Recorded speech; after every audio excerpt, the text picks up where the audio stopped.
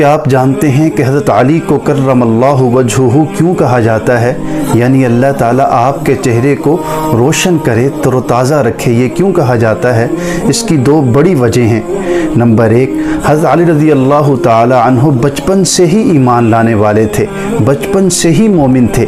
آپ کی زندگی کا کوئی لمحہ فسق و فجور میں، معصیت میں، اللہ کی نافرمانی میں نہیں گزرا، تو یہ لقب آپ کو اللہ کی طرف سے عطا کیا گیا ہے کہ اللہ آپ کے چہرے کو تر و تازہ رکھے، روشن رکھے۔